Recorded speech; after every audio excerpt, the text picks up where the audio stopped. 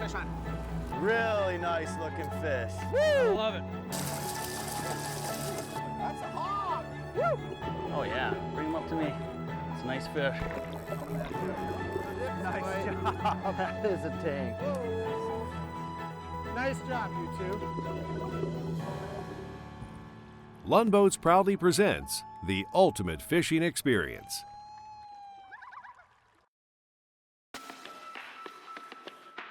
This week on Lund's The Ultimate Fishing Experience, we're off to the biggest of the big ponds, Lake Superior. Lake Superior has the largest surface area in the world. With over 31,000 square miles, fish within the lake have lots of room to roam. On top of that, it's cold. Gin-clear waters are less productive compared to the other Great Lakes. More water and less fish per square mile equals a daunting task for anglers to be successful. Finding the fish's preferred water temperature is key for locating them, not only on the surface, but also below. This can change daily, if not hourly. That's why today's modern electronics are crucial to locating these preferred temperatures of both bait fish and game fish alike. Lake Superior's abyss doesn't give up its treasures easily, but with the right tools, success is well within reach. Well, that's sort of a fitting end to a good day of fishing. Pretty cool. All right, here's the sticks. All right. Mike Hainer here with Trevor Sumption, a good buddy of mine and owner of Fish Hawk Electronics, and we're up here on Minnesota's north shore of Lake Superior. And we're gonna do a little trout and salmon trolling. It's early September.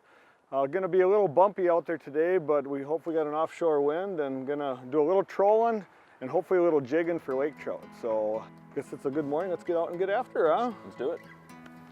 The one thing about fishing for trout and salmon is they move a lot. I mean, like they can be here one day and gone the next. So the temperature of the water is a huge deal because the way the winds are, they can blow the surface water around. And one day, you know, the surface temp is at 60 some degrees, and the next day you get an offshore wind and it blows off and you might have 50-degree water on top. So the fish come and go with the temperatures. So knowing what the temperatures are on the surface and at depth when you're trolling is really important. So we're gonna be running some downriggers, we're gonna be running some planer boards, we're gonna be running some 1-pound balls, and what else, dipsies maybe? Yeah, maybe. It'll be interesting now with this offshore wind we've got that you'd expect probably by early afternoon we're gonna have some cold water pull back in right to the beach, where it'll be interesting to see if those fish stay put or if they really follow that water. You know, it might only be out 50, 60 feet, but right. You know, it can move pretty quick, and you just, you know, if you stay on top of that, you can usually stay on the fish pretty good. Key to this kind of fishing is being mobile and being aware of your surroundings. So the fish aren't in the same spot every day, even if you caught them the day before. So we're gonna go out and put the stuff down and see what they're telling us. Landing looks good. Yeah. All right, so we're set up. We've got 4 lines out, 2 apiece. You can see it's a little bumpy out today. We're fighting some swells, and we got a bit of an offshore wind. We're hoping the offshore wind will keep knocking the waves down. But basically, right now we're fishing between 100 and 125 feet. That's where we had been seeing a lot of the lake trout. The speed over ground on our graph could be saying 2.0, but at the ball it could be 3 or it could be 1.5. So you're thinking you're going the right speed, but you're not down at your downrigger ball, and that's where that little device is so important. And when you get conditions like this where you're riding some swell and the whole deal, it just becomes that much more important. Yep. You know, just to try to control it. And that's where the trolling motor really helps, because with the kicker down and in gear, that's kind of giving us our primary thrust. But with the Ulterra down, you know, that's where we can really fine tune it, where just a bump or two on the remote gets us, you know, the 0.2 or whatever that we need. The right speed, yep, exactly. Something on there. It's because I went to change colors. Exactly. Change colors, eat a sandwich, go to the bathroom. Those are your fish catching triggers. Good fish? You know, it doesn't feel bad. It doesn't feel like a monster, but... I'm gonna slow it down, or you good? I think we're good. 98. You're coming at you? Yep. You can just walk him right back if you want. I kind of like having the tail on here as a leaning post. That is actually kind of handy, isn't it? Oh, he's doing fighting. good. He's doing. Okay, here we go. Bring Ready? him right Go for up. it. All right. First one in the boat. So this guy here, that's a pretty standard Lake Superior Laker, a couple, 3-4 pounder.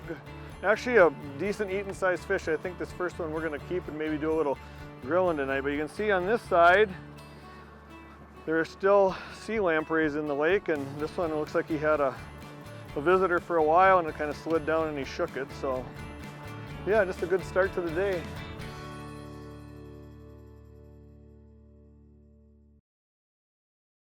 Closed captioning is brought to you by Mercury Marine. Go boldly. We're just getting up to the good zone now. Here's one. Got one? Here, I got this.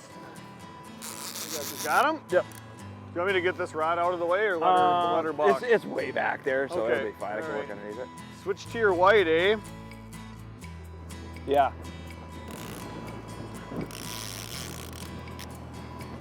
Fish, Get fish, up. fish, fish. You can take that one. We got a double on there. We went 0 to hero in a matter of How are we gonna play? How are we gonna play this one out? very carefully. Yeah. You let me know when you're close and I'll I'm net here. it. Are you? Yeah. Should we All do right. the one-handed? No, I can do it. Should I do the curly shuffle? Here, I'll jump. I'll tell you what.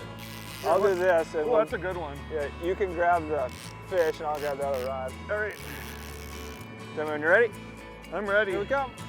Got him. Good one, Trevor. Grab that. No, I got this. You want to grab that other board rod? Yep. This is a good one. I think you did that on purpose. I don't So think that you have wanted to reel that one in? Yeah, exactly. I am going to keep him in the net for What was that at? 51. 51, yeah. I'm going to keep him in the net until you get close here.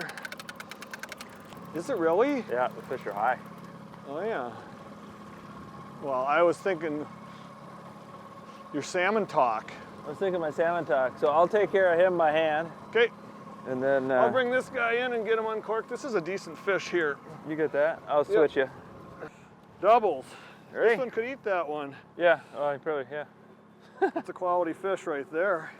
There we go, and that's a good one. I think we'll let Nice. this guy go. All right, that was pretty fun.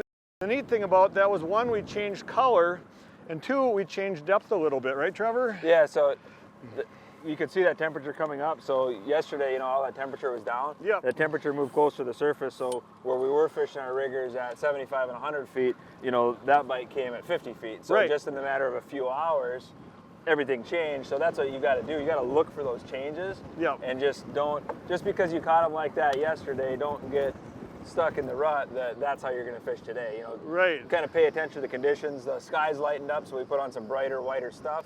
Yep. And got a couple bites. Yep. So that's what this fish hawk is telling us. It's telling us speed at the ball and temperature at the ball. So there was a period of time where the speed at the surface and the speed at the ball were the same. And then we went a quarter mile, and all of a sudden we were noticing the speed at the ball changed dramatically. So we were able to adjust speed on the surface because the spoons were probably spinning too fast. We're trolling into a current, so just Yep. by making those fine tune, those little tweaks, we can keep the baits running the way we want to run it. Yep, yep. While we're in between fish here, I just wanted to touch on something really quick about the behavior of these fish. They're an interesting fish because they're fast and they're curious and they don't always bite. So it's a little bumpy out here right now for me to run this, but I got a GoPro mounted on a bracket that goes on the downrigger wire. The last couple times I was up here, I mounted it right above my downrigger facing back at my spoon. So I would make a lead on the spoon about 4 feet, so it was within the zone of the GoPro. And after I pulled it up and looked at the footage, it was amazing how many fish actually came up and looked at the bait and didn't hit it. So just something to keep in mind when you're fishing and you're driving through fish on your sonar and you're seeing them and you know your bait's at that level but they're not biting. Maybe it's time to change angles of the way you're trolling based on currents, or even change colors of spoons or styles of spoons, because the fish often are there and looking but they're not biting, and you just need to do something different to trigger them. There he is. Got him on the ball? All right. All right. You called it. You knew it was going to work, didn't you? I'm going to turn Yep. this down. outside the fact that there's a 1 pound ball and 249 feet of line out. It's all yours, bud. Yeah, thanks. You're the man for the job. You've been training to go elk hunting, so I know you're in tip-top shape, right? Well, maybe this is good training.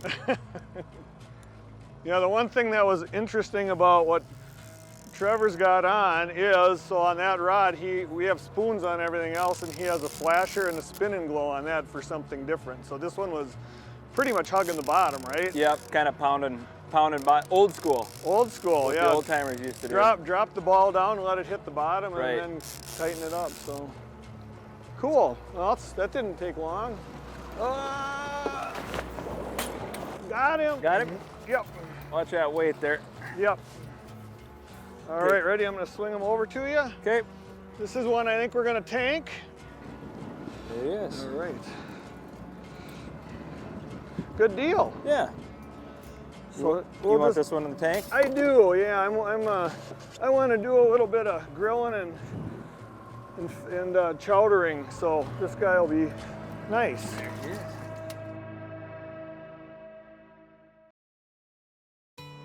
When you're out here trolling, you can really make a case for using different types of line. So over here on my side of the boat, I've got 2 rods set up. I've got the rod on the downrigger, and I've got this 1 pound pump ball down. And on my downrigger rods, I really always prefer monofilament. And mono just gives you that extra stretch where you can really tighten down hard on the release. The mono also sticks really good in the releases, so you don't have the false trips. And it gives you that kind of extra, that shock absorber, so you end up landing a lot more fish with mono. Whereas with the pump rod, you know, we've got 230 feet of line out on that rod, where if we had monofilament on there, we'd never feel anything. So we're using like a 30-pound braid on that, and using that braid with the heavy weight, you know, we're out here in 118 feet of water right now. I can feel and see everything that weight is doing down by the bottom. And it lets me make that contact where I always know that, you know, if I'm fishing something on the bottom, that rod is right where it's supposed to be. And like Trevor, I have 2 rods over on this side as well. Downrigger rod just like him, typically medium power, moderate action. The other rod I got going is like a 10.5 foot rod, another medium power, moderate action. And on this one, I've got 6 colors of lead core. So that's getting me down 25 to 30 feet out with the board and a spoon on it. And then this is again backed with a braid, like a 20 to 30 pound braid tied to the lead core. So you have a lot of extra line on the end after you get the lead core out. So doing this type of fishing, like I said, can be as simple or as complex as you want it based on what you're fishing for and how much you want to get into it. So Fish. got one? No. Nice. Pump rod. Pump rod. You got it. I don't have to reel it in. I was busy. 200 feet. 246. Nice. One thing, the lake trout here in Lake Superior are quite the success story. So, you know, everybody knows the story back in the 50s when they crashed, and from the, you know, combination of overfishing and the sea lampreys getting in here, and it's been a slow recovery back to restocking, getting a population established, and now we're in 2020 and like they don't stock lake trout in here anymore. It's a totally self-sustaining fishery. And I spoke with Corey Goldsworthy, who's the manager here in Minnesota for Lake Superior, and he said the lake is doing very well for lake trout. So I was asking him what's good to keep, what's good to throw back, and he says there's a lot of fish in the lake. You know, if you get those bigger fish, those fish over 30 inches, you probably want to throw them back. They can be old and they're really important spawners. And when you get fish that are over 35, 40 inches, you're talking about fish that are maybe 30 to 40 years old. Some could be even older, but they're really, really old fish. They produce a lot of eggs and they've been around a while. So unless you're going to mount one, there's really no need to keep a big one. But just a really good success story to come out here. I mean, it's a great fishery if you're just starting to do it, or if you've been doing it a long time to catch lake trout. And they're a great fish to catch and to eat. So it's a nice little stout fish. Ready? I'm ready. Here we go. Now he's deciding he's going to pull. Yep. Oh yeah, Little better. that's a little better fish, you bet. Pretty, coming, a little more. Got him. We're in. Got him. We're in. Whoa! Whoops, hey! That one's gonna make the blooper reel. Whoops. It's rough getting old. You okay? I'm fine. My pride is hurt more than anything. I mean, the roll was actually impressive. Yeah, no, I cushioned the blow with You my did. with my head. So, with your head. all right, here we go. We're swinging now. Ah, look at that fatty. That is a fatty. Okay, I'm gonna sit here in the motor and recover while you. Well, maybe just release this guy, huh? Okay. Pretty fins on him. He's starting to get color. So yeah, we'll take it. There you go. You go. Yep. So we've mentioned this pump rig, or what we call a pump rig, a couple times, and what that consists of is it consists of a 1 pound lead ball, and we've got that hooked up to a bead chain swivel with a heavy duty snap. We're running a 30 pound braided main line, and then a 30 pound fluorocarbon leader, and we're running that down to an old school Dodger, and then we're running it with a spin and glow with a single bead. And that Dodger underwater kind of rolls back and forth, kind of a slow action, and that spin and glow tails it, and the trout are really, the combination of that ball bouncing on the bottom and the slow kind of wobble of the flasher and the flash, it really attracts their attention, and it's a really good technique for fish that are really tight to the bottom. We're all set to go. So Trevor and I today are fishing out of the Lund Impact 1875. And this is not only a great fishing boat, it's a great family boat. So some of the features on it that are really good are actually great for what we're doing here. Rod locker up front and storage up front. So tons of storage up front. The rod locker holds 10 rods up to 8.5 feet. So that's great for these longer trolling rods. There's another rod locker on the side that can handle a few more rods, tackle storage on the side. It has a 96-inch beam, which is really wide, and it's really stable platform to fish out of. We're doing all our work in the back here, so it's really nice to have a big wide berth on this thing to handle these waves. Moving back, there's a nice live well in there. We got a couple lake trout in there. Another cool thing are these 2 bench seats here. This whole platform folds down into a big casting platform, so you can use the seats for hanging out, riding around, and you can flip it down and have a casting platform for muskies or whatever you want. So powered by a 150 Mercury 4-stroke, and we also got a 9.9 kicker motor on there, which we've been using a ton right now for what we're doing as we're trolling with the kicker motor, and we're using the Altera up front to steer us. So now this system, this X2, is a fairly new system for us, and we designed this specifically for multi-species boats like this Impact 1875. One thing I really like about this particular model is this Sport Track system here. We've got the display mounted to the Sport Track, and not just will pick right off of there. So if I want to pull everything off, the downriggers, the rod holders, the fish hawk, I can pull that off in a second, and I can take the kids tubing tomorrow. there we go. We just had 2 little pods of fish, so I'm going to go in and I'm going to mark a waypoint.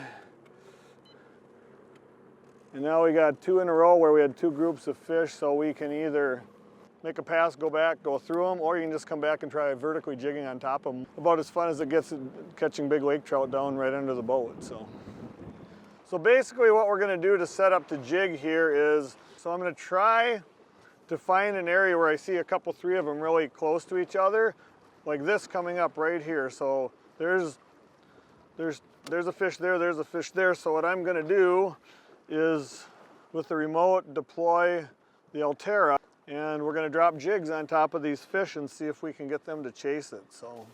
And I'm going to hit the spot lock and work them vertically and see if we can get them to chase it. And it can be a real visual thing where if, like, Trevor's jigging in the back of the boat by the transducer, we're going to see his jig and be able to see if the fish are chasing it or not. So it's kind of a fun way to trout fish. Yeah, basically for jigging, we're using, you know, like various rods, but the jigs we're using, you know, are bigger profile baits. So I'm throwing a a big plastic on 1.5 ounce head.